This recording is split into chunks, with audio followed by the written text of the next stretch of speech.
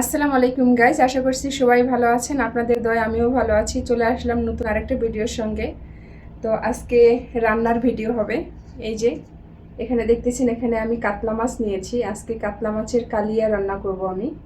তো এখানে হচ্ছে আমি মাছটা আগেই লবণ, হলুদ, আদা রসুনের পেস্ট এবং সামান্য মরিচের গুঁড়া দিয়ে মাছটাকে ম্যারিনেট করে রেখেছি।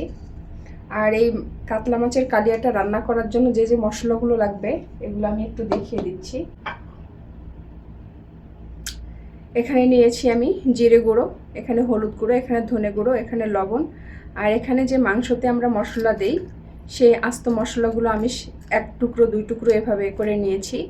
আর এখানে নিয়েছি আমি যে দেখতেছেন হোয়াইট কালার চিনি, সামান্য পরিমাণে চিনি নিয়েছি। আর এখানে নিয়েছি পরিমাণ মতো লবণ। আর তার সাথে এখানে নিয়েছি আমি এই যে পেঁয়াজটা আমি একেবারে ব্লেন্ডার করে পেস্ট করিনি, এটা আমি আধা ভাঙা টাইপের একটা ব্লেন্ডার করে নিয়েছি। এই যে এখানে আমি নিয়েছি টমেটো কুচি করে নিয়েছি, আর এখানে কাঁচামরিচ ফালি করে নিয়েছি, আদা রসুনের পেস্ট। তো বিসমিল্লাহ করে আমি রান্নাটা স্টার্ট করে দিলাম।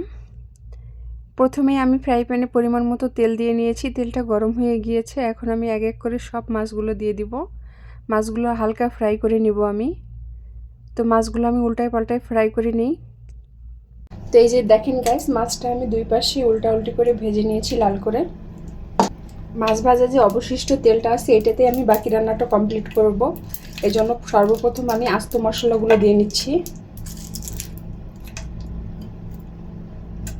আর তার সাথে দিয়ে নিচ্ছি এই যে চিনিটা।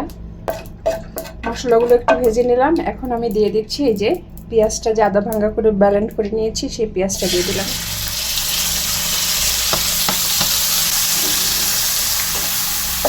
পেঁয়াজ দেওয়ার শেষে এখন আমি এখানে দিয়ে দিচ্ছি পরিমাণ মতো আদা রসুনের পেস্ট। এখন সবগুলোই আমি ভালো করে বাদামি কালার করে ভেজে নিব।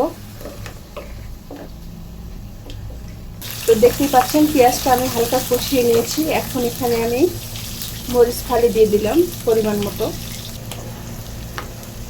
তো দেখেন পেঁয়াজের কালারটা একদম বাদামি কালার হয়ে গিয়েছে। এখন আমি সামান্য পানি দিয়ে দেব। এখন যে গুঁড়ো মশলাগুলো নিয়েছিলাম এগুলো আমি দিয়ে দিলাম।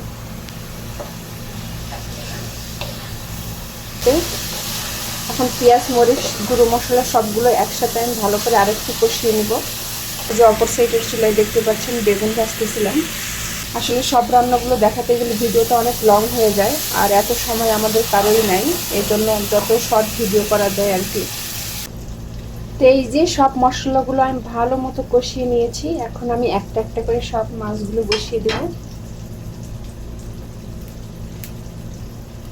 তার সাথে এই যে টমেটো কুচি করে নিয়েছি এগুলো দিয়ে দিলাম।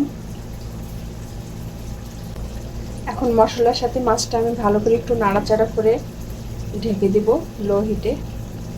আমি চুলার হিটটা লো করে দিয়েছি। এভাবে আমি ঢেকে 10 মিনিট জাল করব তরকারিটাকে।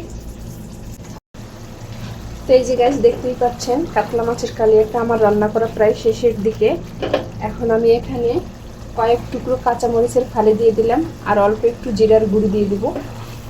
এই যে সামান্য পরিমাণে জিরার গুঁড়ি দিয়ে দিলাম। তো আলহামদুলিল্লাহ এই যে আমার বেগুন ভাজা কমপ্লিট, এদিকে কাতলা মাছের কালিয়া রান্না কমপ্লিট। তো রান্নাটা অনেক স্বাদের একটা রান্না এবং অনেক টেস্ট। তো আপনারাও চেষ্টা করবেন এরকম রান্না করে খাওয়ার। খেয়ে অবশ্যই আমাকে কমেন্ট করবেন। যারা আমার ভিডিওটা দেখবেন অবশ্যই লাইক, কমেন্ট, ফলো দিয়ে পাশে থাকবেন। ভিডিওটা এই পর্যন্তই। সবাই ভালো থাকবেন, সুস্থ থাকবেন। আল্লাহ হাফেজ।